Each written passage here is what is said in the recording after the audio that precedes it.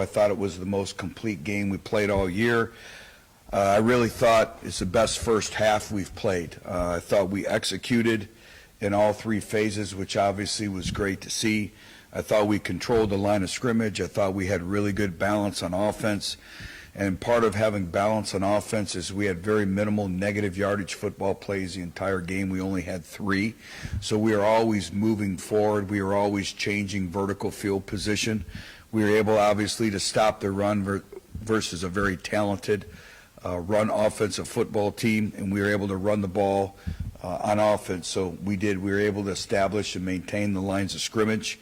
We won the double positive, which we talk about week in and week out, meaning that we won the explosive play battle, we won the turnover battle. I thought we played disciplined football.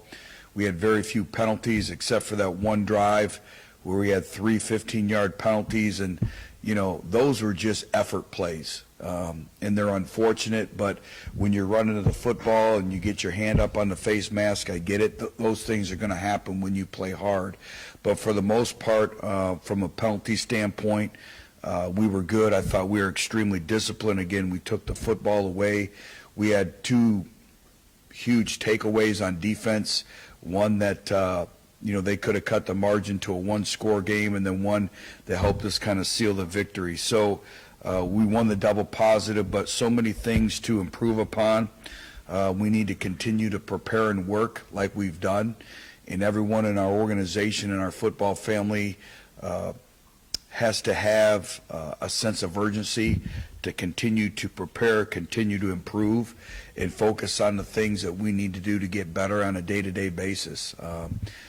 As we all know or should know, great challenge this week, playing what everyone and what I feel is one of the top 3 teams in our conference.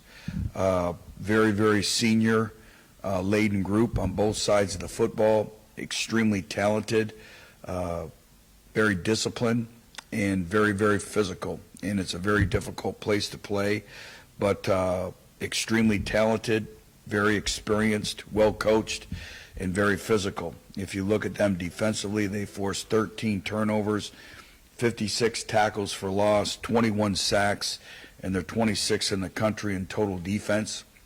So again, I think they're one of the top 2 or 3 defenses in our league. And then offensively, no matter who the quarterback is, they're explosive on the perimeter, have a 1,000-yard receiver who can change the complexion of the game in a hurry, can ruin the game in a hurry.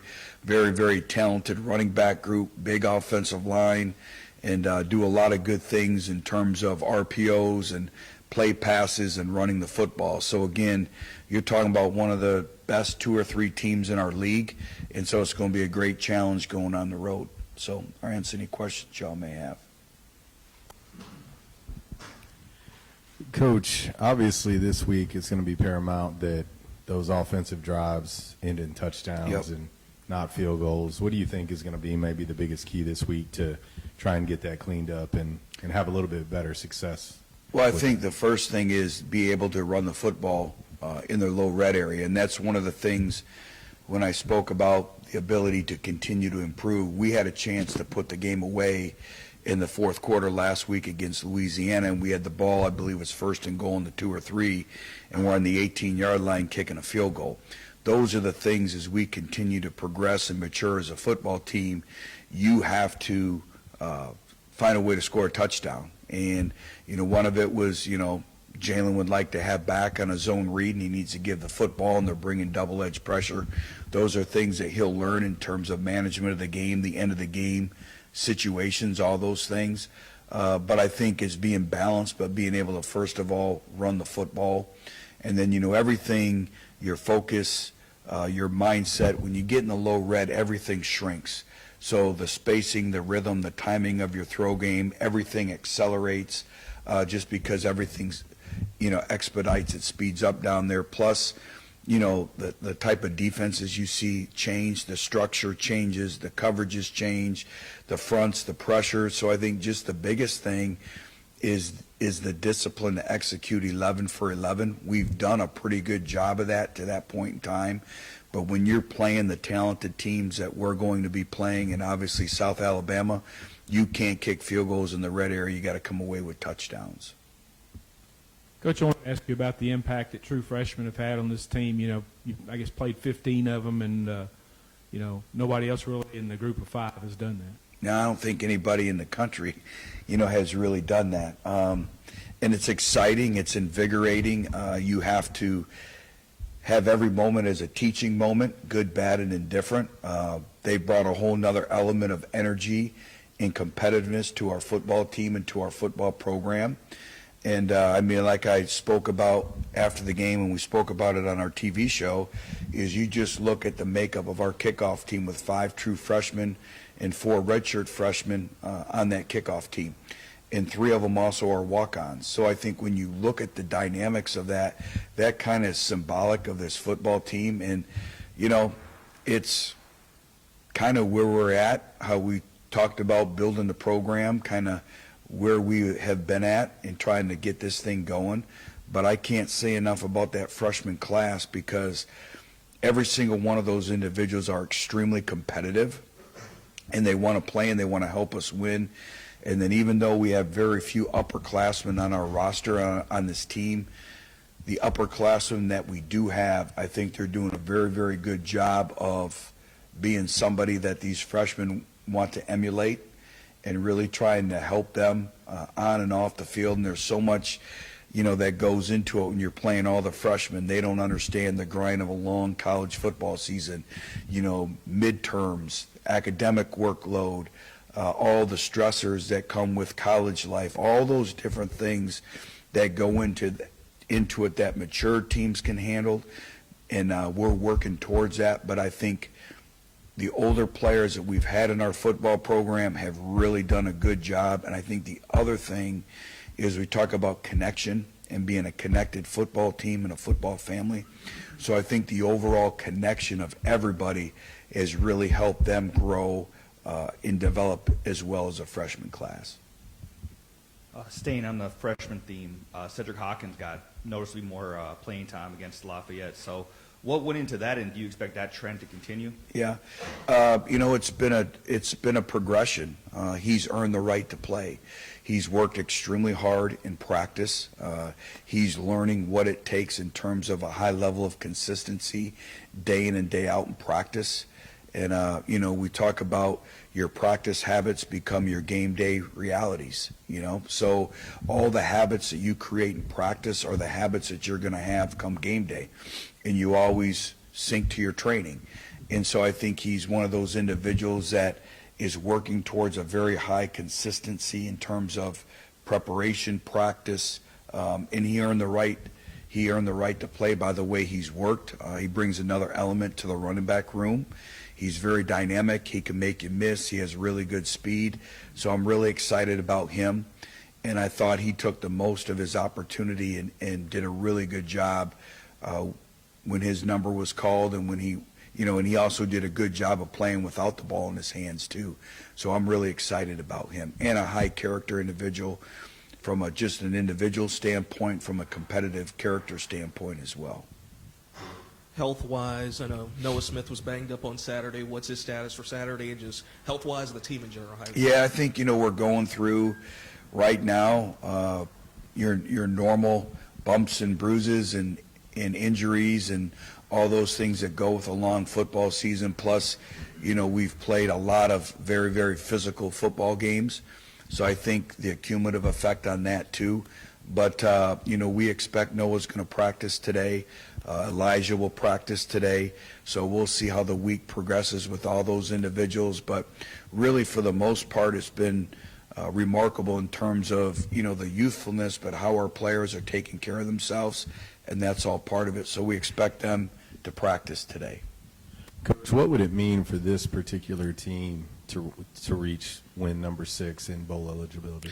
Well, you know, I try not to really get, you know, we talk about focus on the process, and, you know, I get more anxious during the week in terms of our preparation. I think that's where you have to do a great job as coaches. You know, you gotta get them to game day and create as much intensity, game-like situations, game-like repetitions throughout the course of the week, especially when you're a young football team, we don't have what I like to refer to as a lot of banked reps, at different plays, because everything is new for all these young individuals. So every practice rep is vital. But I think just continuing to stay the course, we've already made so much stride. We've already made so much progress, the progression. And like I said, it's really only year 2 with what we've done with 2 recruiting classes, and really that's it. And then, some of the older guys. So it's really remarkable, and I'm proud of our players because they're very prideful in what they're building. They're very prideful for what they've worked so hard to try to create. And we're not even anywhere close where we need to be, but we're getting closer and closer, and that's been great to see. A lot of times it's hard when you're going through the growing pains, and we're still going to go through those. But I think the biggest thing is all our focus is just, how can we play our best football against South Alabama, a team that, a lot of people predicted to win our conference, and very rightfully so, very deserving of those expectations because of what they have there. And it's going to be a great challenge going there. So all our focus has to be on that. All that stuff that's extra, we just have to work to be better every day. Yeah, Coach, ever since you've been here, you talked about the process and how it's a process. And it seems like, the guys are getting better every week. Just as the head coach, how proud does that make you feel? That it just, really seems like they're buying you. Well, I think every week is a new season in and of itself, and you have to reinvent yourself every single week. And that comes with your pride and your preparation, your mindset, your leadership, your expectations, all those things.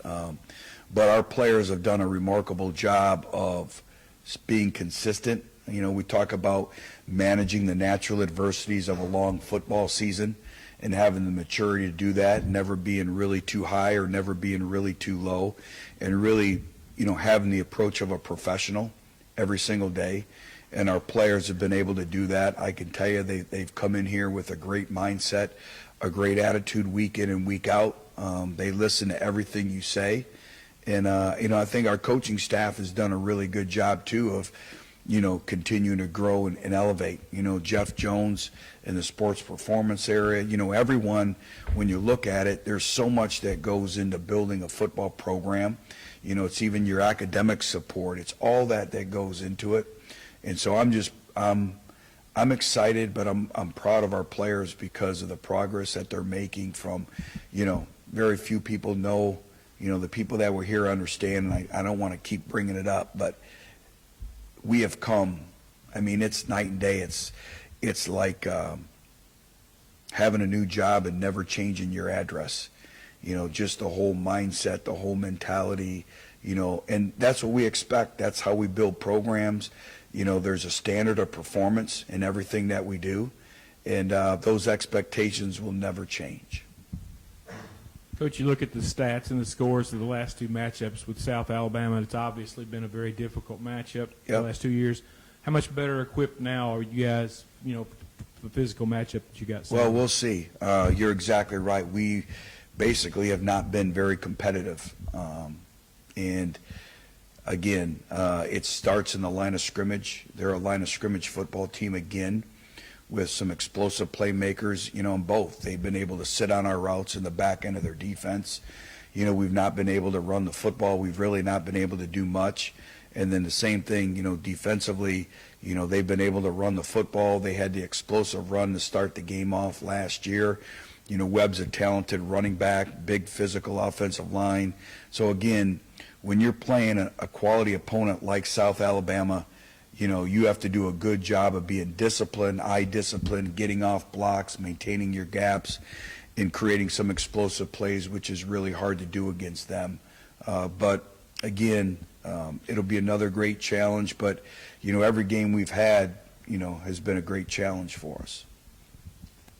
With South Alabama, if you just look up on a surface level, their season's been all over the place. A lot of ups and downs. They beat Oklahoma State on the road, which, you're looking at that like, wow. And then they lose to Central Michigan. So kind of what do you think? What's wrong with Central Michigan? Oh, nothing, but, you just think, All right. you want to build off of that. Just going to remind you, we were 22-3 in Mid-American Conference play at one point in time with the Chippewas and beat Michigan State and Indiana back-to-back. and finished in the top 25 and had 11 players on our roster that were in the National Football League, including the #1 overall pick of the Kansas City Chiefs and Eric Fisher, and Nick Bellore, who's the special teams captain of the Seattle Seahawks. But just a friendly reminder. I guess. See, you didn't even know where that was going when you said Central Michigan. I guess just a simple question: why they've been so streaky, in your opinion? Yeah, I can't speak for them. All I know is when you put the video on and you watch them play and their style of play, I think they played some very, very good quality opponents. They had to go on the road against James Madison. They've played some good football teams, and I think that's life in our conference. I think that's a great illustration of the competitiveness in our conference from top to bottom and really being one of the best conferences in the country. But all I know is when you put the video on, their talent level, their style of play, their schemes, all you have to do is take a couple minutes and this is a really talented and really, really good football team. Coach, it looks like skill set wise, there's a difference with the freshman quarterback for them than the starter. How do you kind of approach that? Well, it's a challenge because both are playmakers. They may have a little bit different skill sets, but they also have a lot of similar skill sets. Both can throw the ball. Both can throw the deep ball, which I know that they want to do in flood zones and throw it across the field. They have the arm strength. They have the accuracy. They're competitive. The freshman can make more plays with his legs offensively and more quarterback design runs. But, it's more so than the quarterback. It's everyone around them. I mean, you're looking at a defense, I believe, that has 10 out of 11 returning starters. That's 26 in the country in total defense. And they have guys that are going to play on Sunday. Same thing offensively. They got Sunday guys. They got what I call real players. They're a real football team. They got real players. And so it's going to be a challenge. And you throw in the different dynamics of the quarterbacks, that makes it even more challenging. Just real quick off topic a little bit, but as a Minnesota guy, I got to ask you about Josh Dobbs and what you thought about his performance on Sunday. Yeah, I tell you, it's that fan base has been remarkable. I've had so many interview requests and the excitement he's brought. And I can tell you this, nothing happens by chance or circumstance with Josh Dobbs.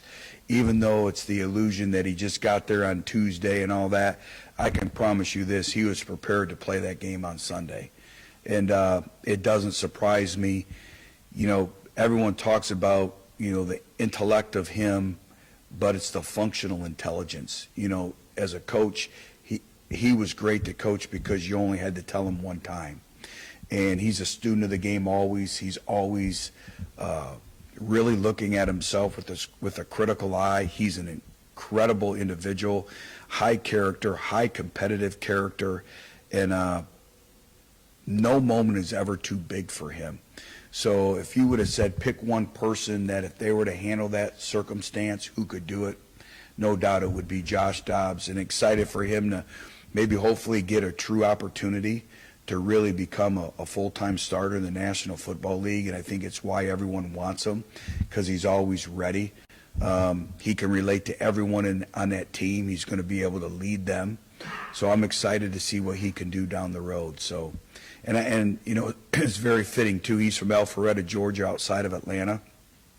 So to be able to go into ATL and lead his team from behind on the road, it's what I told Jalen Rayner the other day is, what's the mark of a great quarterback?